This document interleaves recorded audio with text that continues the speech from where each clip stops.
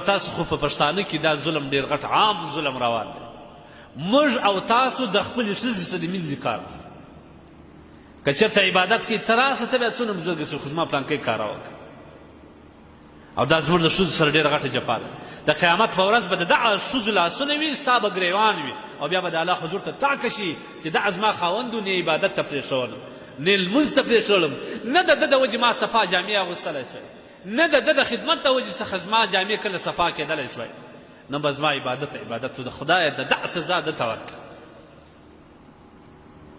د خپلو ښځو سره ډېر احتیاط کوه. دا څومره حق لري دې تا ته څومره مینه درکړې ده. ټوله زندګي یې ستا پر نامه قربان کړ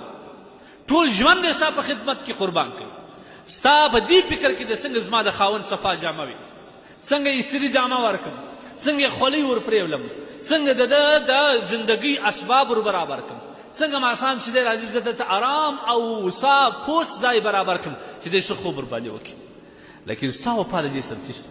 ستا وفا همدغه ده چې ده د دې سره د مینځه کار اخلي. دا ستا مینځه ده تا کور ته راوستلې. اتقوا الله فی النساء د الله رسول صلی الله علیه وسلم د حجة الوداع پر موقع باندې وایي د خدای جل جلاله څخه وبېرېږه د ښځو په باره کې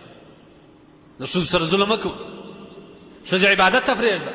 سهار وختي د دې سره د قرآن تلاوت پاتې ولې چای دې ولې نه دې پخ کړی د کور سور سترګې چې راکښېني بیا چای غواړي نو که چای نه وي چاینکه پر وروي ولې دی کړی زندګي ده پر تا لکه چې عبادت فرض دی پر دې فرض څنګه چې ته د عبادت شوقي یې دا هم یې شوقي ده څنګه چې ته د اشراق شوقي یې دا هم د اشراق شوقي ده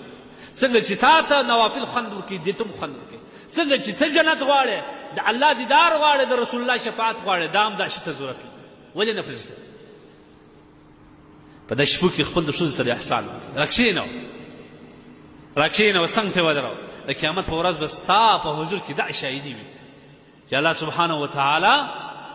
لمونځ به وایي الا دی او دا دواړه پر عبادت باندې ولاړ او مغفرت او استغفار غوښت الا زه شاهدي وکړم ما فکر دی لهذا په ښځو په باره کې ډېر زیات احتیاط کوه.